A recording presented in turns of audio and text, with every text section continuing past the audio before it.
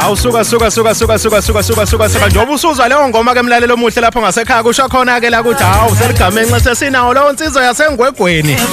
Ukhuluma ngayo ukhomba bayeka aweheshe khomba bayeka uyaphila nkunzi yompembu. Ngibingelela kimi nonke abasakazi bethu kanye nabalaleli bamsakazi wethu njani kodwa. Mfethu impilo isidudla nje singezwe ko webhudi impilo ikuphethe kahle kodwa kulezi insuku ze lockdown baba. Akuyaphila yonke into futhi iqondile ngoba nonke yonke imithetho lesingcina manje simukele isimo esibhekane naso ngapho niyaphila nonke.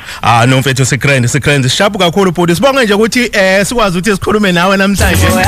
Ingoma esikufaka ngayo kuyona ke singena ngayo ke namhlanje sithi nje siqala ngayo ke ingxoxo yethu ithi uthando lwengoma mhlambe nje ukubeka nje umuntu esithombeni uma sikhuluma ngokhomba bayeke sikhuluma ngobani wakaba nodabuka kuphi naso.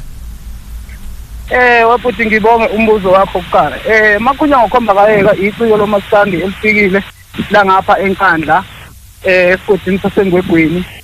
Elaziwa kakhulu ngoshuni wenkosi amagcokama kulapho khona kwaZonda Madiki. Bengisathi impela ngisafuna ukuya lapho awusichazele nje umntaka baba mhlawumbe ukhomba uqale nini ukucula nokubona nje ukuthi hayi engakwazi ukuthi ahlanganise izinsimbi bese efake iphimbo lakhe. Mntaka baba ucula ngibe nesikhathi uqala wami umculo into engiyithande ngisafunda isikole nginesikole engifunda isona abathi sezwasha high school so ngakho ukuthi no ngisheshe ngawuqala umculo enxa ukuthi talent into ebenginayo ikhona into engiyengayikhipha before so ngakukwenza ngathi ukulinda kancane yahamba iminyaka ukuze ngiphume esikoleni lapho ngakhanisha ukuthi ngakubala nje eqinisweni ama-album anginawo shithi mabili eqinisweni isikhashana akukude kakhulu la ngiqale khona umculo ngoba yinto nje mhlawumbe mangaqamba manga into ka-2019 until njengoba sesingene sangena ku-2020 njengoba sesingene kulonyaka ake ngithi nje iminyaka enginayo mbili. Ngiyabheka lana khomba umuntu mhlambe othi mayilalela ingoma zakho nale ngoma nje siqeda ukuyidlala nje sikufaka ngayo la ethi uthando lwengoma uzwa ngathi uthi inkosi yamagcokama le uzushula inkosi yamagcokama mhlambe ukhomba singasho ukuthi mhlambe azazangena emculweni yona iphi mhlambe iartist okanye mhlambe umculo engathi mhlambe yena wamkhuthaza noma wamnikeza ugqozo lokuthi azazangene kuyona le ndima le kaMaskandi.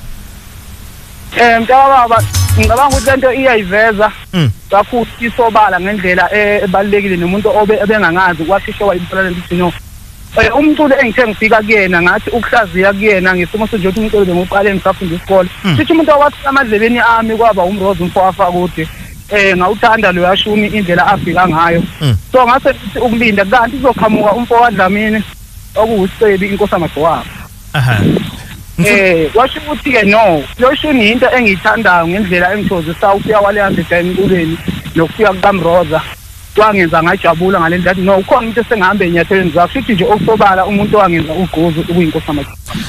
Ngifuna ukubheka mhlambe abanye abaculi abaningi ke ukuthi makufika mhlambe umculi osafika endimeni emethi mhlambe ulandela lo shuni wakhe bengazi ukuthi mhlambe usezama ukumwisa mhlambe wena inkosi yamagcokama senikane yabonana nawe yathini emva kokuzwa nje ukuthi ayi engathi ulandela yona ushaya nje ushuni wayo ngqo ekubeni futhi nawe ukhona kuyona indima le.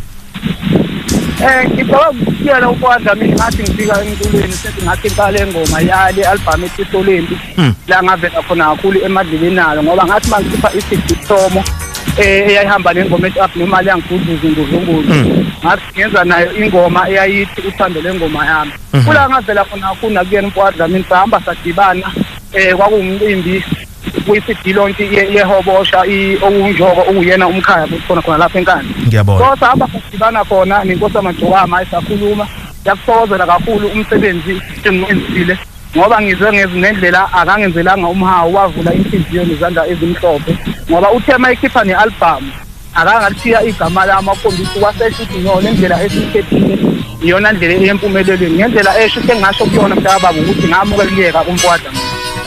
Kunengoma lana ekhomba abalaleli bayo umsakazi weFM kakhulukazi lolu hlelo masithi ezakethi zomdabu owathi wayikhipha mangaphosi izinto kunyakenye ethi i-lockdown ivale izinto bakhomba ukuyithakasela nje kakhulu abantu mhlambe ke nje before mhlambe size siqhubeke sikhulume nangayo nje leyo ngoma le ngifuna ukubheka nje la uSicebe sengithi uSicebe sengithi inkosi ukhomba bayeke lesidile okuyiyona ayikhiphile mhlambe inengoma engaki kanye nanokuthi ke mhlambe sithini ihloko sawo lesidi. Kulo ngoma mfowethu oyishoyo yona ngoma engangena kakhulu ngayo kubantu i-lockdown eyidayi hayi corona hayi kulapho vele abantu bathi beka babecathi kukhiphe inkosi amagcokama. Lo ngoma ngenze isingile idisa yona le album ngigcine ewidisa ngo-October. Lo ngoma leyo kwakuyingoma eyayibiza i-album esihloko sithi Isolembi. Yebo. Isolembi mhlambe nama-tracks amangaki kuyona CD le? Isolembi inama-track awu-11 baba. Okay, mhlawumbe abantu abangafisa ukuthi bambhuke ukhomba bayeka okanye bafise nje ukuthi baxhumane naye mhlawumbe ey'nkundleni zokuxhumana uyatholakala ikhona mhlawumbe nenombolo kamakhalekhukhwini ongasinikeza yona? Baba ngiyatholakala ku-Facebook umuntu ongidingayo ngaye ngiqale khona ku-Facebook ngoba ngiphushe khona kakhulu nabo-WhatsApp. Ku-Facebook ipage lami engitholakala kulona ukhomba bayeke KB. Bazoyibona lapha i-profile ngoba kunabantu abazenzela ama-proposal ama-account ngicabanga ukuthi umuntu ushengiseshe ngasitholi. Leyo profile umuntu uzothola lapho khona ngifake isikibha esiyelo okuyinkabi yami nethepi eyelo. Leyo ndawo leyo lona page lami elikhona lele inama-followers asethe ukhuphukhuphu. Ngendlela efanele-ke shuthi ko-WhatsApp inamba ngicabanga ukuthi ngayishiya njengamanje. Ngoba ama-SMS bengisawenza amabili Facebook bese kuba WhatsApp. Ngicela ukushiya inamba njengamanje mntaba. Ishiye bhodi 079 079 754 754 2777. Yebo into njengaleyo mntakababa. Hayi khomba bayeke mntakababa sikufisele nje okuhle kodwa kuona umsakazo iOFM usithi nje ungathi ungakhula nje udlondlobale nomculo wakho bese ungisiza ngento yodwa ke khomba bayeke nguvolume ungakacebe khulu ngicela nje mntakababa uqhubeke nje ushaya ingoma uba uvele nje ubaqoqode ku voice mail mhlambe laba abafuna ukukhuphuka ngawe nje ungagxibhi umuntu uqhubeke nje uhlale nje la uhleli khona ushaya ingoma emnandi bhuti wami. Kunjalo mntakababa kufanele ukuthi singanaki izinto eziningi asinganxanye singawona manje kunjalo nje ezweni singahambi ngendlela efanayo umuntu kuyenzeka ukuthi engakuthokozeli ukuthi ngidlala usinye umuntu ebese omunye engakuthakazeli ngaphandle ukuthi awudlala usinye umuntu udlala into yakho abalandeli abalaleli umuntu oyedwa ba-right khona abagxekayo kukhona abancomayo umsebenzi uyileyo ndlela nje efanele ikasezweni. Okuhle kodwa ke khomba bayeke mntakababa sikukhipha ngengoma la ethi Isolembi uqonda ukuthini kule ngoma le?